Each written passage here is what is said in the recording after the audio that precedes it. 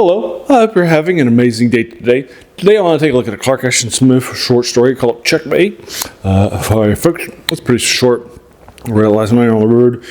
About not even 20 minutes, like maybe 15 or 10 minutes. It was fast. Read it just very, very fast.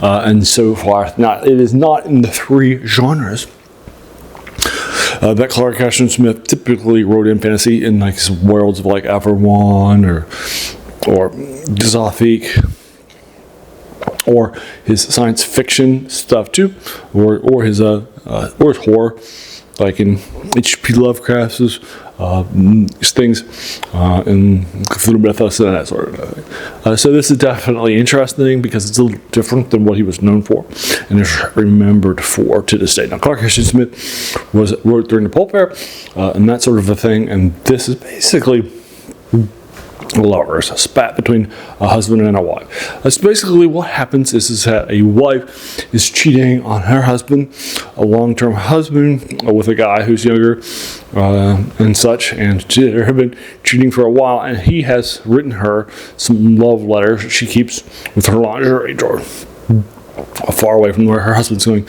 who actually makes a lot of money, keeps her well, but they're not great. They don't have great bed chemistry. Anyway, so basically what's happening is that the letters have disappeared from her negligee drawer, and she tells her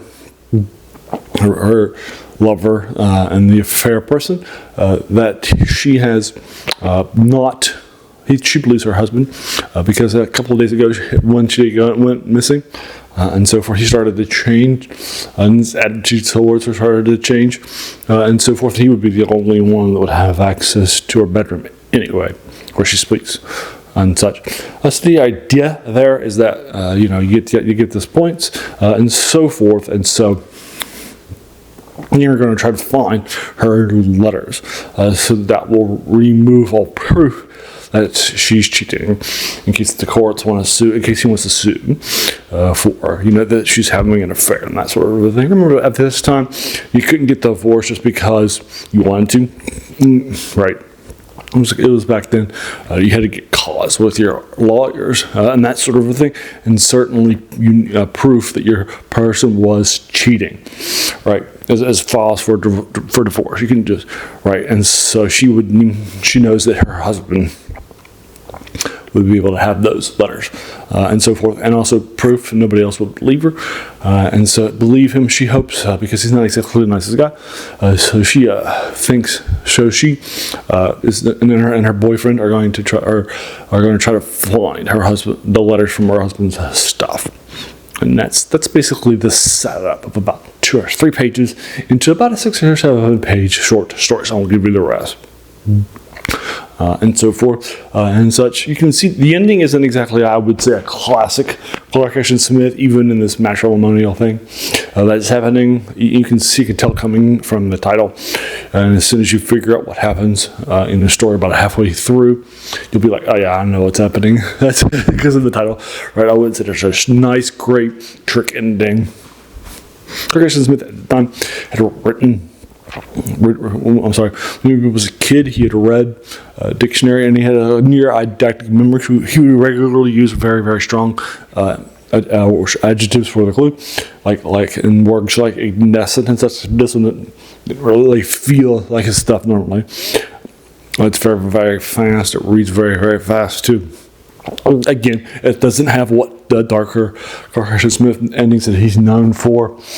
And so forth. It's a nice little diversion if you just want something that's faster to read, and so forth. But I wouldn't say it's exactly this gripping short story either, right? So I'm only giving it a 5 out of 10. It's not teaching me a lot of words.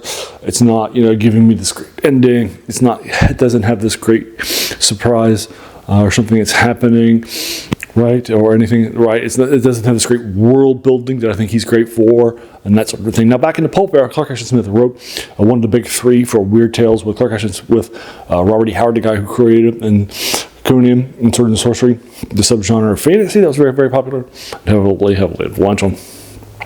And then also H.P. Lovecraft, the writer of the Gothic horror cosmic horror subgenre of horror.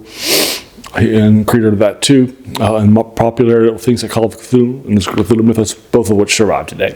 And all three of those were great friends and heavily influenced each other.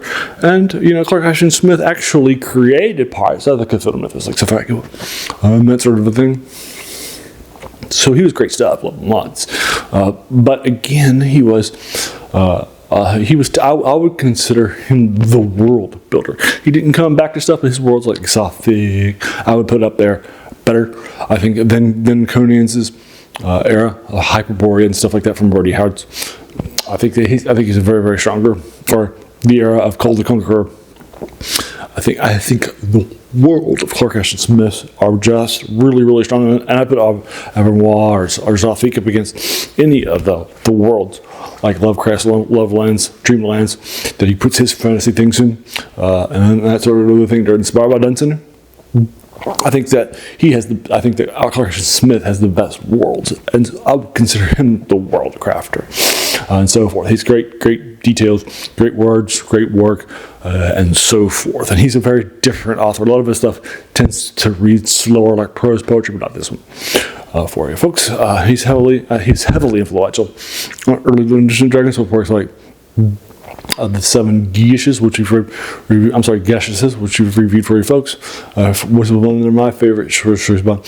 And then he's also written some stuff out there too that was in the Castle Lambert that I've recently gone back and reviewed for you folks and stuff like that. So he's heavily influential on early Dungeons and Dragons. So there you are. I don't think this one is so strong. It's a 5 out of 10 for those reasons. But your mileage may vary, right? So what do you think about it? And let me know what your thoughts are in the comments below without spoiling the ending. And so for the last 5 or 6 pages, I'll be happy to hear what your thoughts are of Checkmate. So there you are. If you like this review, please hit the subscribe button, because I try to do 3 of these review a week and so forth of these older films. So check those out too, and so forth. I've been doing a lot of these online, and I read this online too. EldritchDark.com, which has all of his collections online, so you can go read them for free. That's where I read this too. I read it in the car, so it was fun. Like I said, I read it in like half of the time, and my trip takes half an hour, and then there's a half an hour back. So I knocked it out very, very fast for you folks. So, fun stuff. And then again, hit because I like to do a lot of these older things too. Like I mentioned earlier in Lovecraft stuff, horror, science fiction, and fantasy that CIS is typically known for. 2 older things. And so forth.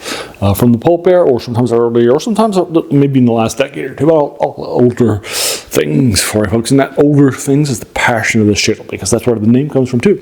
The worst thing about new books. It's a quote by a French philosopher named Jacques Joubert, who said the worst thing about them was that they kept us from reading the old ones, right? And so that's the passion of the channel. These older things maybe been very influential by Clark Ashton Smith, but maybe some of us may not even heard of, let alone actually haven't read. Right, so finding and packing those for this channel, that's the passion. So there you are, and then thank you so much for taking some time out of your day and investing it and watching my videos, right? Because we all have so many things, right, that are happening in our lives, and we're pulled in so many different directions.